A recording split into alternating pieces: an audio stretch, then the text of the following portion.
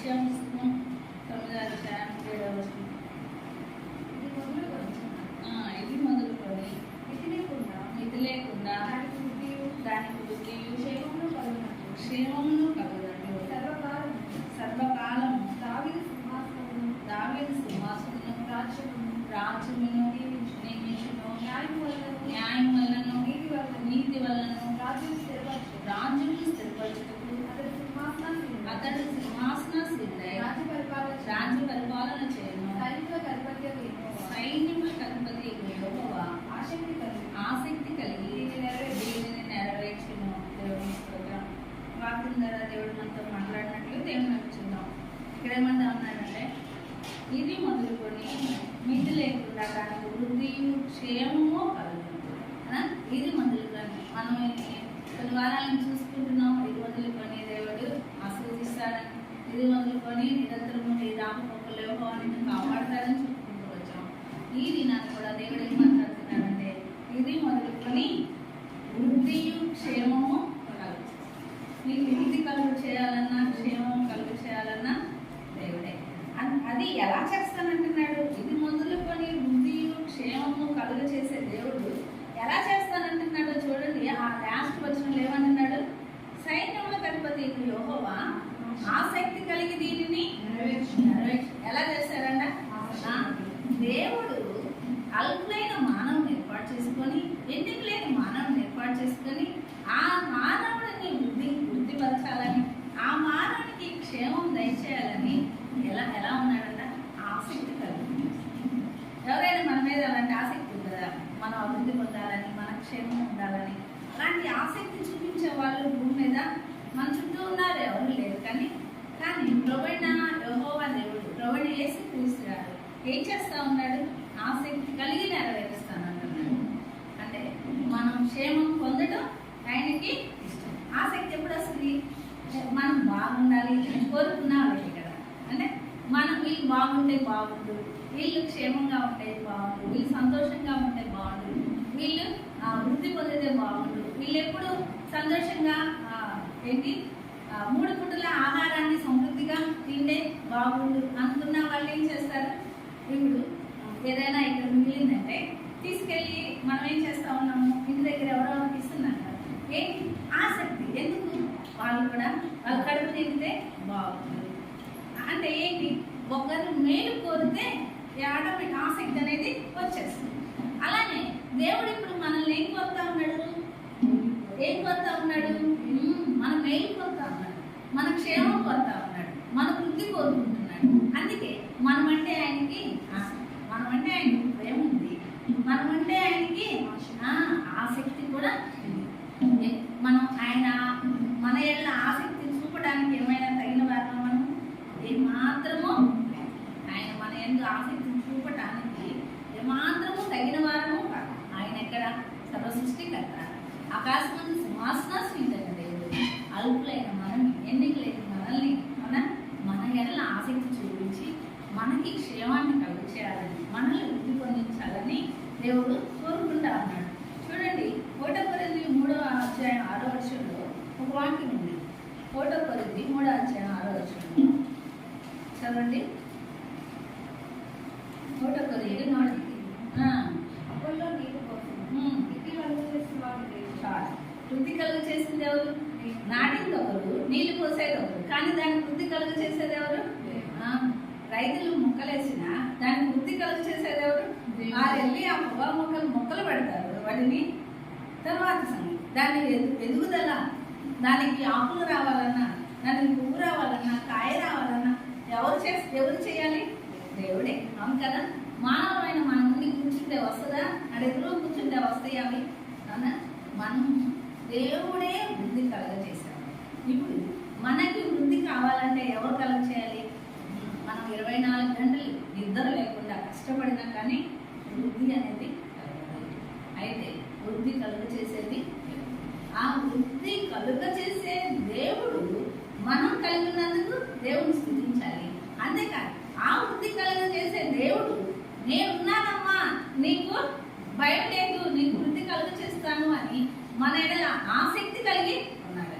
అందుకని మనం ఇంకా ధైర్యంగా ఉండాలి.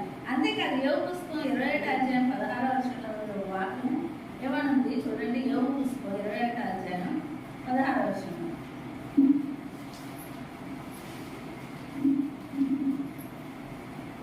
చూడండి. వారి క్షేమము వాడి చేతిలో లేదు. ఎవరి చేతిలో లేదంట? మనం వృద్ధి కలుగ చేసేది దేవుడే అంటున్నప్పుడు ఈ వృద్ధి కలుగ చేయాలన్నా, క్షేమం కలుగ చేయాలన్నా ఎవరి చేతిలో లేదన్నా? మన చేతిలో. మనం ఎంత భద్రత కలిగించుకున్నా, మన చుట్టూ ఎంతో సెక్యూరిటీ పెట్టుకున్నా మనం ఏమి చుట్టూ డాక్టర్లున్నా రోగిని కాపాడలేదు. అవును కదా? ఏదైనా రోగి హాస్పిటల్కి వెళ్ళి బాగలేదంటే ఆ సమయం వచ్చినప్పుడు చుట్టూ ఎంతోమంది మంచి సీనియర్ డాక్టర్లు ఉన్నా ఆ టైంలో ప్రాణం పొందున్నా పట్టుకొని ఆపగలిగేవారు ఎవరు? అంటే దాని క్షేమం కలుగ చేసేది ఎవరు? ఎవరు ఆయన క్షేమం కలుగ చేసేది? దేవుడే. అంటే వారి చేతిలో లేదు. ఎవరి చేతిలో? డాక్టర్ చేతిలో లేదు. ధనవంతుల చేతిలో లేదు. ధనవంతులు ఆపగలరా?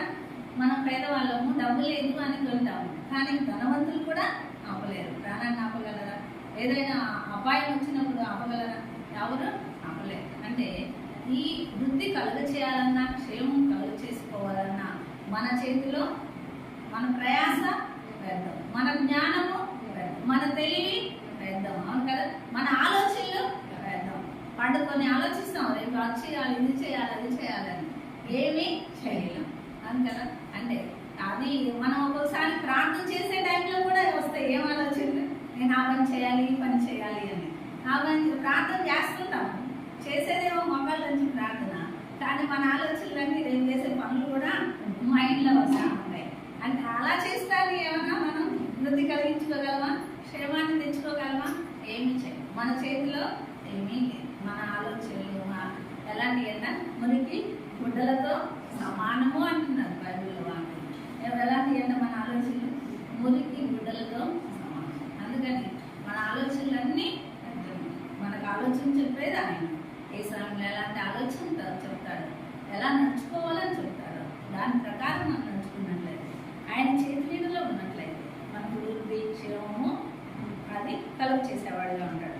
చూడండి, వృద్ధి కలగాలంటే ముందు ఏం చేయాలో కూడా చెప్తా ఉన్నాడు. చూడండి, అపోస్తలుల కార్యం 15:29 అపోస్తలుల కార్యం 15:29 వాక్యం అంటా ఉన్నాడు దేవుడు. చదవండి. 29 కనిపించిన వాటిని రక్తములు చంపిన దాన్ని జాగ్రత్త విసర్జింపబడింది. ఈ ఆవశ్యకమైన వాటి కంటే ఎక్కువైన ఏ భారము మీ మీద మోపకూడదని పరిశుద్ధాత్మను మాపును వచ్చి వీటికి దూరంగా ఉంటుంది. జాగ్రత్త పడినా అది మీకు మేలు, మీకు క్షేమం కలుగుతాం. చాలు. అంటే ఏంటి ఇక్కడ?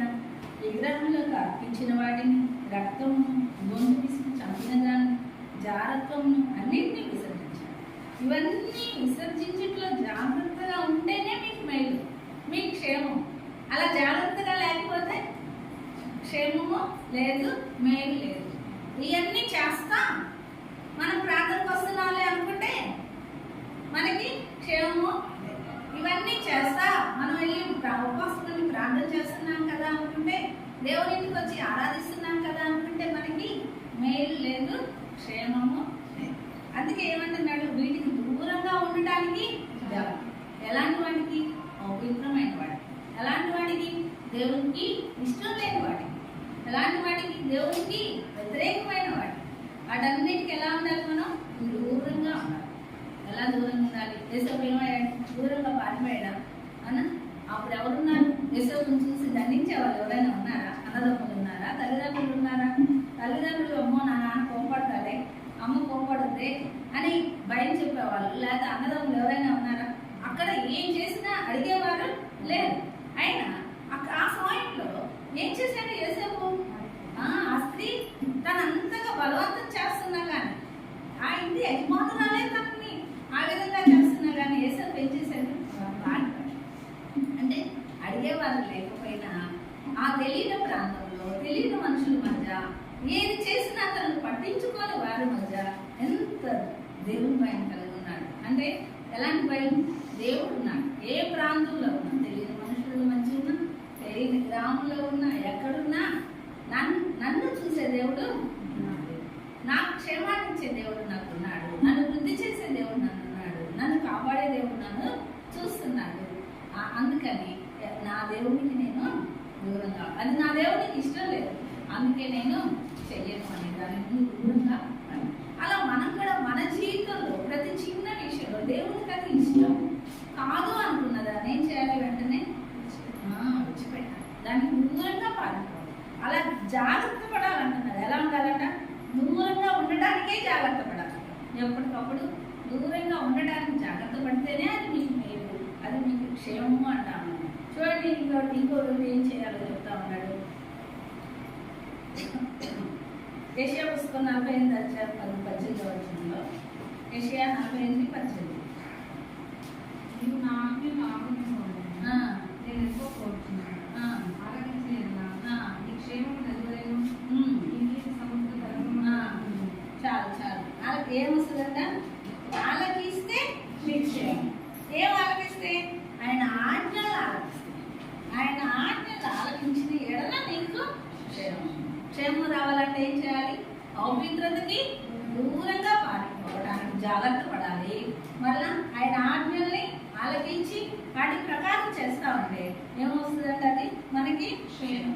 అంటే మనకి క్షేమం కలగాలి అంటే, మనకి భద్రత కలగాలి అంటే, మనం వృద్ధి పొందాలి అంటే మనం చేయాల్సినవి కూడా కొన్ని ఉన్నాయి. ఏంటి ఏమున్నాయి? మనం ఏం చేయాలి? అపవిత్రతకి దూరంగా పారిపోవడానికి జాగ్రత్త పడాలి. అంతేకాకుండా ఏం చేయాలంట? మళ్ళా ఏం చెప్తా ఉన్నాడు? యెషయాలో ఏం చెప్తా ఉన్నాడు? మీ నీతి సముద్రం వల్ల ఆయన ఆజ్ఞలు ఆలకిస్తే క్షేమము అంటాడు. ఆయన ఆజ్ఞల్ని ఆలకించాలి. అందుకే ఏమంటా ఉన్నాడంటే యెషయా 22:20 నీ క్షేమకాలంలో నేను మాట్లాడాను అంటున్నాడు. ఎప్పుడు మాట్లాడాడంట? 22:21 అంటున్నాడు. ఆయన నీకు క్షేమాన్ని ఇవ్వడానికే మాట్లాడుతున్నాను, కానీ నిన్ను నష్టపరచాలని కాదు. దేవుడు శబ్దంగా వింటున్న వారితో మాట్లాడుతున్నాడు. నీకు క్షేమాన్ని దయచేయడానికే దేవుడు పదే పరిశుద్ధ గ్రంథంలోని వాక్యాలు వినిపిస్తున్నాడు. ఎందుకంటే నువ్వు రక్షించబడాలని, నువ్వు క్షేమంగా ఉండాలని, నరకంలో పోకుండా నిత్య జీవితంలోకి వెళ్ళాలని, ఆ దేవుడితో పాటు పరలోకంలో నిత్యము నిలిచి ఉండాలని నీ క్షేమాన్ని కోరి దేవుడు పదే ముగిస్తాను. అయితే ఇది నాకు కాదు అని నువ్వు తోసేస్తున్నావు, కానీ దేవుడైతే నేను వృద్ధిపరచాలని, నీ క్షేమాన్ని దయచేయాలని, నీకు క్షేమాన్ని దయచేయాలని, నీ క్షేమ కాలంలో నీతో మాట్లాడుతూ ఉన్నాడు.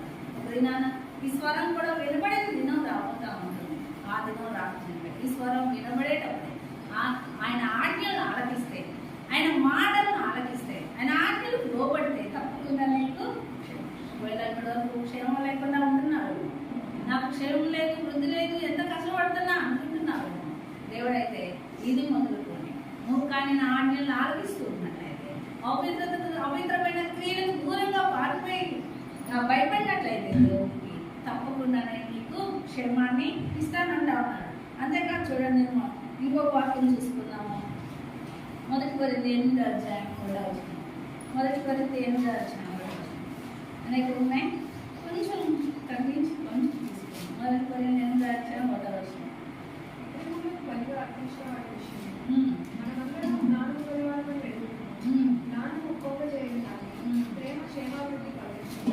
ప్రేమ ఏం చేస్తుందంట?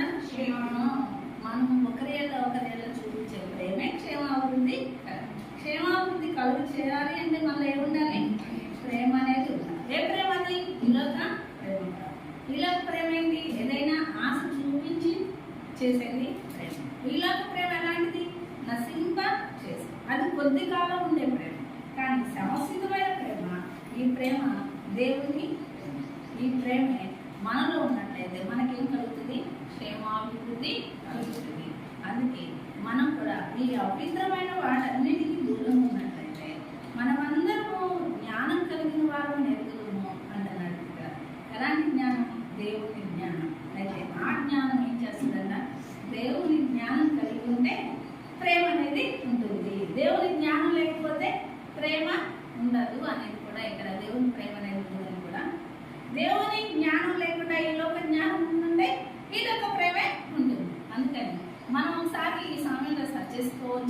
సర్చ్ చేసుకోవాల్సిన సమయం కూడా ఉంది. ఏంటి, ఈలోక ప్రేమ ఉందా లేకపోతే దేవుని ప్రేమ ఉందా? దేవుని ప్రేమ ఉంటే ఏం చేస్తాము, దేవుని యొక్క జ్ఞానాన్ని కలిగి ఉంటాం. ఈలోక ప్రేమ అయితే ఈలోక జ్ఞానాన్ని, ఈలోక జ్ఞానం ఏం చేస్తుంది మనల్ని? ఈలోక జ్ఞానం దేవుని దృష్టిలో ఎలాంటిదంటే వెళ్తాను అంటాం. ఇది నా దృష్టిలో వెళ్తాను. ఈలోక జ్ఞానం దేనికి ఉపయోగపడదు, మనల్ని నిత్య రాజ్యములకి తీసుకి వెళ్ళదన్నమాట. అందుకే దేవుడు ఏమన్నా ఉన్నాడంటే ఎఫ్ఎస్సి 4:16 చూసుకున్నాం. ఎఫ్ఎస్సి 4:16 తీసుకొని ఆయన శిరస్సైనాడు. ఆయన సర్వశరీరము చక్కగా అవసరమైంది. తనలో ఉన్న ప్రతి అవయవం తన పరిమాణం చొప్పున పనిచేయుచుండగా ప్రతి కీలు వలన కలిగిన బలం చేత అతుకబడింది. ప్రేమ యందు తనకు క్షేమాభివృద్ధి కలుగునట్లు శరీరమునకు అభివృద్ధి కలుగ చేసుకొని ఉన్నది. అలా ఉండాలంట. సర్వ శరీరము అతుకుబడి ఉండాలండి. సంఘంలో అందరూ కలిసి ఉండాలంటే ఏముండాలి? మనందరం మంచిగా శరీరం అతుకుబడి ఉండాలంటే ఏముండాలంట? ప్రతి కీలు అతుకుబడి ఉండాలి. ఈ ఏళ్ళు ఇక్కడి నుంచి వేరైపోతే దానికి ఏమైనా ఉందా? కలిసి ఉంటేనే బలం. అలానే సంఘంలో కూడా అందరూ ఎలా ఉండాలన్నా ప్రేమ కలిగి ఉండాలి. అప్పుడే మనకి క్షేమాభివృద్ధి. అందుకే అలాంటి క్షేమాభివృద్ధి కావాలని దేవుడు ఏమంటా ఉన్నాడు మనల్ని. అందుకే దీంట్లో కూడా మొదటి పరిస్థితి 14:26 ఒక వాక్యం ఉంది. చివరిగా ఈ వాక్యం చూసుకొని నేర్చుకున్నాం. 14:26 లాస్ట్ లైన్ చూడండి. సమస్తం క్షేమాభివృద్ధి కలుగుటకై మనకేం కావాలి? మనకి దేవుడు క్షేమాభివృద్ధి ఇస్తానంటున్నాడు. అందుకని ఆసక్తి కలిగి ఉన్నాడు. అయితే ఆయన ఆసక్తి కలిగి ఉన్నందుకు మనం కూడా ఏం చేయాలి? ఆయన ఆజ్ఞానుసారం నడుచుకోవాలి. ఆయన ప్రేమ కలిగి ఉండాలి. అలా అపవిత్రమైన వాటికి దూరంగా ఉండాలి. అప్పుడు మనకి కూడా క్షేమాభివృద్ధి అనుగ్రహిస్తాడు. అలాంటి క్షేమాభివృద్ధి దేవుడు మనకు దయచేయనండి. మనం కూడా దేవుని మీద ఆధారపడి సంపూర్ణంగా దేవుని చిత్తాన్ని నెరవేర్చడము